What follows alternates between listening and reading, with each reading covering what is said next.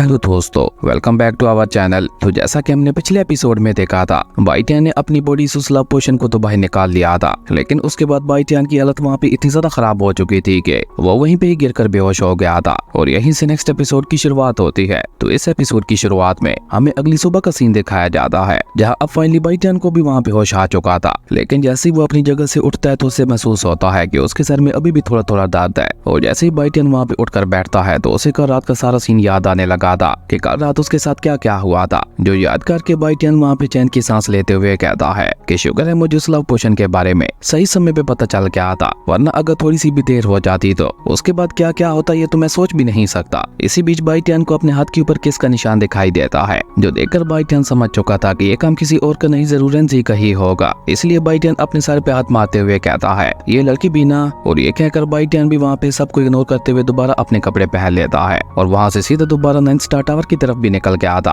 और जब बाईटियान वहाँ से वापस 9 स्टार टावर में पहुंचता है तो मिस मिया वहीं पे बैठे हुए बाईटियान का ही इंतजार कर रहे थे। और जैसे मिस मिया की नजर वहाँ पे बाईटियान के ऊपर पड़ती है तो वो वहाँ पे जल्दी से बाईटियान के पास जाते हुए उससे कहती है, मिस्टर बाईटियान, कल रात आप कहाँ गए हुए थे? कहीं कल पूरी रात आप किसी लड़की के साथ डेट पे तो नहीं गए हुए थे? क्या आप मुझे बता सकते हैं कि आप अभी कहाँ से आ रहे हैं? अब मिस मिया की ये बात सुनकर तो बेचारा बाईटियान भी एक पल के लिए वहाँ पे हड़बड़ा जाता है, क्योंकि कल रात उसके साथ जो कुछ भी हुआ था उसे एक्सप्लेन कर पाना वो भी एक लड़की को काफी ज्यादा मुश्किल काम था। इसलिए वो वहाँ पे साफ साफ झूठ बोलते हुए मिस मिया से कहता है, असल में कल रात मैं एक खास जगह पे प्रैक्टिस करने के लिए गया हुआ था और पूरी रात प्रैक्टिस करने की वजह से मैं वापस ही नहीं आ पाया। बाईटियान की ये बात सुनकर मिस मिया वहाँ पे आगे बढ़कर बाईटियान की मजे लेते हुए कहती है, वैसे तो इस बात के ऊपर यकीन करना बहुत ही ज्यादा मुश्किल है, लेकिन अगर आप कह रहे हैं तो चलो मैं मान लेती हूँ। और ये कहकर मिस मिया वहाँ पे बाईटियान को बताती है कि आपके कहे अनुसार मैंने प्रेसिडेंट एदी और मुली दोनों को अपनी सिटी में वापस भेज दिया है, लेकिन प्रेसिडेंट एदी जाने से पहले मुझे ये बैच देकर गए हैं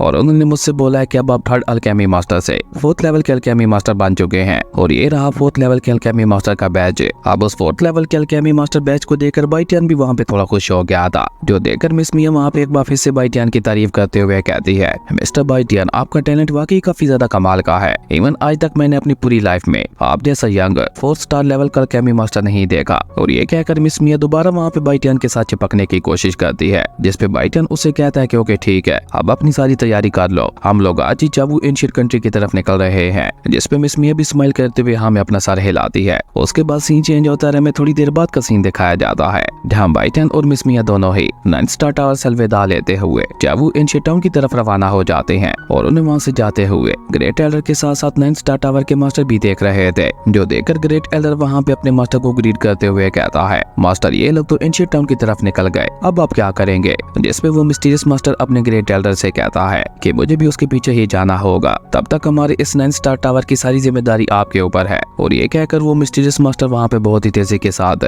बाईटियान का पीछा करते हुए एंशिएंट टाउन की तरफ ही रवाना हो जाता है। उसके बाद एक बार फिर से सीन चेंज होता है, जहाँ हम बाईटियान और मिस मिया को एंशिएंट टाउन के अंदर ही देखते हैं, जहाँ वो दोनों ही एंशिएंट टाउन के एक मार्केट से होते हुए अपनी मंजिल की तरफ आगे बढ़ रहे थे। जहाँ मिस मिया बाईटियान से कहती है कि एंशिएंट टाउन की ये मार्केट रेयर और खास ड्रेस के लिए जानी जाती है, पर यहाँ पे ड्रेस हमें अपनी काबिलियत से ही ढूंढने होते हैं, इसलिए चलिए एक बार हम लोग भी अपनी किस्मत आजमा कर देखते हैं, हो सकता है यहाँ पे कोई खास टायर हमारे हाथ में भी लग जाए। जिसपे बाईटियान उससे कहता है कि तुम ठीक कह रही हो, और हो सकता है कि इस मार्केट के अंदर हमें यहाँ पे आइसबर्ग ग्रेस के बारे में भी कुछ पता चल जाए। और ये कहकर बाईटियान वहाँ पे तेजी से उसी मार्केट की तरफ ही बढ़ जाता है। हालांकि बेचारी मिस मिया वहाँ पे सोच रही थी कि वो बाईटियान के साथ टाइम स्पेंड करते हुए उसके साथ फ्लर्ट करने की कोशिश करेगी, लेकिन बाईटियान ने तो वहाँ पे उसकी उम्मीदों के ऊपर पूरी तरह से पानी फेर दिया था, जो देखकर मिस मिया वहाँ पे गुस्से से अपने मन में ही कहती है, ये तो बहुत ही ज्यादा पत्थर दिल इंसान है, ऐसा लगता है कि इसके अंदर कोई फीलिंग ही नहीं है। और ये कहकर वो भी अपने पैर पटकते हुए बाईटियान के पीछे चली जाती है। इसी बीच हमें वहाँ पे उस मार्केट का सीन दिखाया जाता है, जहाँ पे गिन फैमिली के 2 मेंबर्स भी कुछ ड्रेस को खरीदने के लिए आए हुए थे, और उन दोनों में से एक लड़की थी जिसका बिहेवियर बिल्कुल मूली की तरह दिखाई दे रहा था, जबकि लड़का वहाँ पे काफी ज्यादा समझदार दिखाई दे रहा था। वो वहाँ पे बहुत ही गौर से हर एक ड्रायर को देखते हुए धीरे धीरे आगे बढ़ रहा था।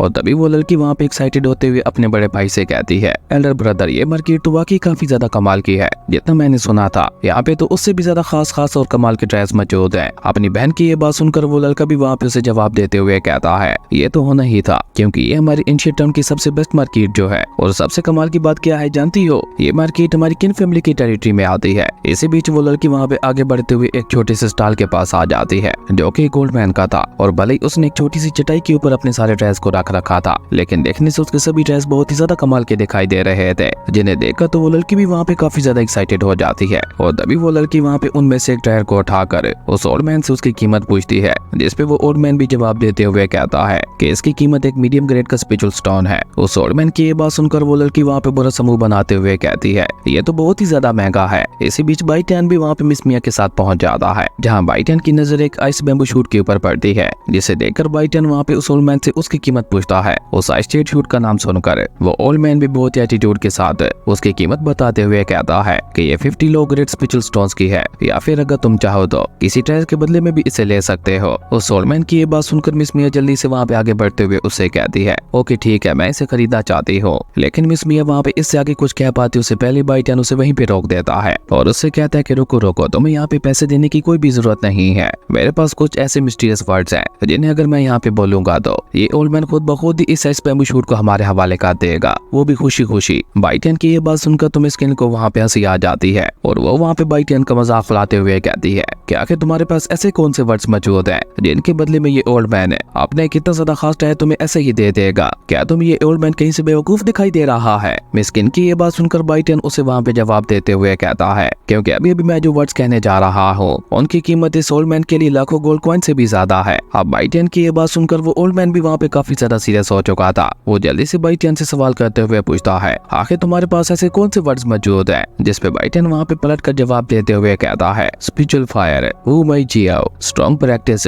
Shake the foundation of the road. अब जैसे जैसे बाइटियन अपनी बात आगे बढ़ा रहा था वैसे वैसे ही हम देखते हैं कि उस ओल्ड मैन के हाथ वहाँ पे कांपने लगे थे। ऐसा लग रहा था कि बाइटियन को बोला हुआ हर एक शब्द सीधा वहाँ पे उस ओल्ड मैन की बॉडी के ऊपर असर कर रहा है। और इसी तरह के बाइटियन टोटल वहाँ पे 12 वर्ड्स बोलता है जिन्होंने वहाँ पे उस ओल्ड मैन को अंदर से पूरी तरह से हिला दिया था। जो देखकर बाइटियन वहाँ पे उसे कहता है कि मेरे ख्याल से ये 12 वर्ड्स उस आइस बैम्बू शूट को एक्सचेंज करने के लिए काफी होंगे। बाइटियन की ये बात सुनकर वो ओल्ड मैन जल्दी से वहाँ पे उस आइस बैम्बू शूट को उठाकर बाइटियन के पास लाते हुए कहता है कि उन वर्ड्स की कीमत तो इससे भी कहीं ज्यादा है। और ये कहकर वो ओल्ड मैन जल्दी से बाइटियन से सवाल करते हुए पूछता है सीनियर आखिर आप हैं कौन है? आपने सिर्फ मुझे एक नजर में देखकर ही मेरी बीमारी के बारे में कैसे पता लगा लिया? अगर आपको मेरी बीमारी के बारे में पता है तो जरूर आपके पास इसका कोई इलाज भी होगा। उस ओल्ड मैन की ये बात सुनकर बाइटियन उस आइस बैम्बू शूट को अपने पास रखते हुए उस ओल्ड मैन से कहता है अब ये तो तुम्हारे बिहेवियर के ऊपर डिपेंड करता है कि तुम मेरे लिए क्या क्या कर सकते हो। अब बाइटियन की ये बात सुनकर वो ओल्ड मैन जल्दी से बाइटियन को वहाँ पे ग्रीट करते हुए कहता है सीनियर अगर आप चाहें तो मैं अपने ये सारी ट्रेस आपको देने के लिए तैयार हूँ। जिसपे बाइटियन वापस पलटते हुए बहुत ही एटीट्यूड के साथ उस ओल्ड मैन से कहता है कि मुझे तुम्हारे इस कचरे में कोई भी इंटरेस्ट नहीं है। और तुम्हारी जानकारी के लिए मैं तुम्हें बता दूं अगले कुछ दिन मैं इसी एंशियंट टाउन के अंदर ही रहने वाला हूँ। तो अगर तुम्हारे पास कोई ऐसा खास टायर हो जो कि मुझे इम्प्रेस कर सके तो तुम ढूंढते हुए मेरे पास आ सकते हो। मैं उस खास टायर के बदले में तुम्हारी हेल्प कर दूंगा। और ये कहते हुए बाइटियन मिस मिया को लेकर वहाँ से चला गया था, जिसे जाते हुए देखकर वो ओल्ड मैन भी वहाँ पे सोच में पड़ जाता है कि आखिर अब वो इस लड़के को इम्प्रेस करने के लिए कौन सा टायर ले आए। इसी बीच हम मार्केट में 2 ठरकी लोगों को भी देखते हैं जिनकी नजर जैसे ही वहाँ पे मिस मिया के ऊपर पड़ती है तो वो दोनों ही वहाँ पे उसकी खूबसूरती में खोते हुए लाट टपकाने लगे थे। और वो दोनों ही लड़के वहाँ पे खुश होते हुए कहते हैं मुझे लगता है आज का दिन बेकार नहीं जाने वाला। और ये कहकर वो दोनों ही लड़के मिस मिया को छेड़ने के लिए आगे बढ़ जाते हैं,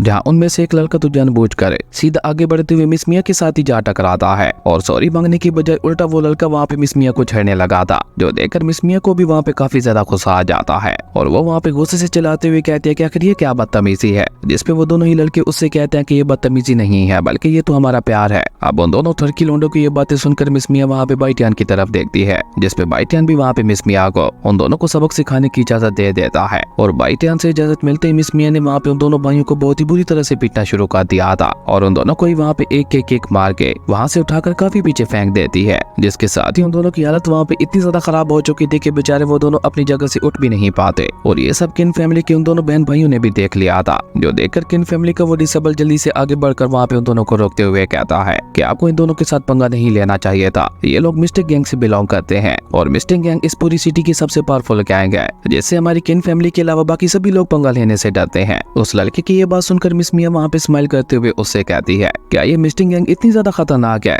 जिसपे वो लड़का हमें अपना सारे हिलाते हुए कहता है क्या बिल्कुल ठीक कह रही है, इसलिए अब अगर आप सेफ रहना चाहती हैं तो आपको हम दोनों के साथ ही रहना होगा, वरना मिस्टिक गैंग कभी भी आपके ऊपर अटैक कर सकती है। उस लड़की की ये बात सुनकर मिस मिया वहाँ पे एक बार फिर से स्माइल करते हुए उससे कहती है इसमें इतनी ज्यादा परेशानी वाली क्या बात है? अगर तुम मुझे मिस्टिक गैंग का पता बता देते हो तो मैं अभी के अभी जाकर उन सभी को खत्म कर दूंगी। अब मिस मिया की ये बात सुनकर तो बेचारे किन फैमिली के उस डिसेबल को भी एक बहुत बड़ा झटका लगता है। उसे तो लगा था कि ये लड़की मिस्टेक गैंग का नाम सुनकर ही डर जाएगी। पर यहाँ पे तो सब कुछ उल्टा ही हो रहा था। ये लड़की तो डरने के बजाय उल्टा मिस्टेक गैंग को ही खत्म करने की बात कर रहे थे। लेकिन अभी वो लड़का वहाँ पे ये सब सोच ही रहा था कि तभी अचानक ही वहाँ पे बहुत ही ज्यादा पावरफुल गोल्डन एनर्जी फैलने लगती है। और असल में ये सारी गोल्डन एनर्जी एक जिम स्टोन से निकल रही थी। जैसे एक पर्सन को एक बहुत ही ज्यादा खास टायर मिला था। असल में जिम स्टोन के अंदर कुछ मिस्टीरियस टायर्स होते हैं और ये सिम बिल्कुल लॉटरी की तरह ही काम करता है। जिसकी किस्मत जितनी ज्यादा अच्छी होगी उसे उतना ही ज्यादा अच्छा टायर मिलेगा। इसलिए जैसे उस पर्सन को वहाँ पे उस जिम स्टोन के अंदर से एक स्वॉर्ड मिलती है तो उसकी खुशी का वहाँ पे कोई ठिकाना ही नहीं था। और आसपास खड़े हुए सभी लोग भी उसे वहाँ पे कांग्रेट्स कहने लगे थे, क्योंकि जिम स्टोन से ऐसे खास टायर्स बहुत ही ज्यादा कम निकलते हैं। इसलिए वो पर्सन खुद को वहाँ पे बहुत ही ज्यादा लकी समझ रहा था, जो देखकर मिस्किन भी जल्दी से अपने बाइक को लेकर उसी तरफ चली जाती है।